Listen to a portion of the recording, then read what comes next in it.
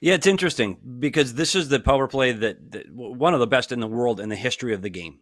Be honest, and they're just, and it started. You look at what Zach Hyman did a year ago, and the points he was getting at this point in the series a year ago. He was one of the leading point getters for the Edmonton Oilers through to a season ago. And I don't know if he's got that jam, that little extra drive, that goal scoring drive that you've seen from him net front. There's just something missing there. And one other thing on their power play, and people aren't going to like to hear this either.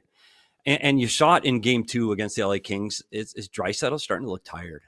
And I thought for the second half of the game last night, on some of his back checks, you saw his head drop down, and you could see, oh my gosh, he's like, dude, he's a lot of minutes. Like, he's 4th in the NHL in regular season. They had 3 and 4. McDavid and Draisaitl were 3 and 4, and they're playing an egregious amount of minutes here in the playoffs because you have to. I get it, but they're getting tired. And when you're tired, you make different decisions and you execute a little bit differently. And I'm concerned as the series wears on, if these two of the only players that are going to get them through to round 2 are Draisaitl and McDavid. But as you continue to ride them and wear on them, are they going to be up to their best performance to help you in things like the power play?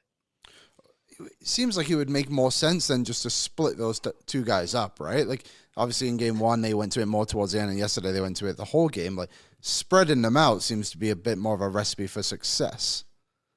I think you have to. And I think they're going to have to start game 3. And the biggest reason why is when you look at the LA Kings and their depth through their 4 lines, at least their top 3 lines, they're all effective at creating offense. They can all get to the net. And something LA hasn't had as they faced Edmonton over the last few seasons is they didn't have this depth. You stopped Kempe and Kopitar, and you had a pretty good chance to beat this team.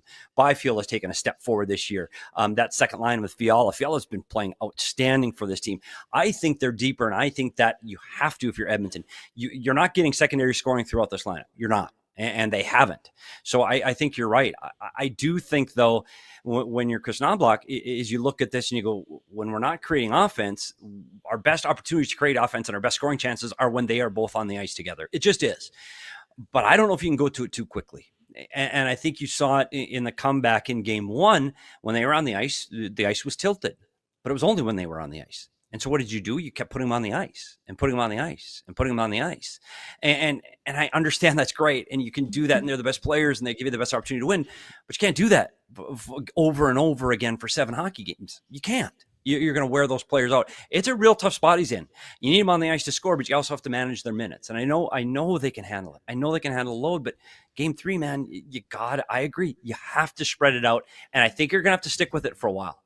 As long as they can keep this within 1, maybe even 2 halfway through the game, I still think you have to stick with it. I think it's going to be really important. What's your lineup Friday? What do you think? Like, the Skinners, you got to change something. I think Henrik should come out. He was dog shit yesterday, so that lines up. He was bad yesterday. Frederick's an interesting one because he's clearly still hurt. I also don't think, just to follow up on that point, if the Kings are going to go 11-7, not that you're going to go 11-7, but you can just sit Henrik and just run McDavid, Draisaitl, Nuge. And if you need to load up a bit, whatever. Like, I don't think you need it. I'm putting Nuge or Jeff Skinner with McDavid, though, and I'm moving Draisaitl down to his own line. Yeah. I think you've got to drive the offense a little bit more. It's been great that the 4th line has chipped in a little bit with a goal in game 1, goal in game 2. You need to spread out the offense. I really did think this was going to work better yesterday. It just didn't. They were also on the ice for a few goals against, and that's not good. Mm-hmm.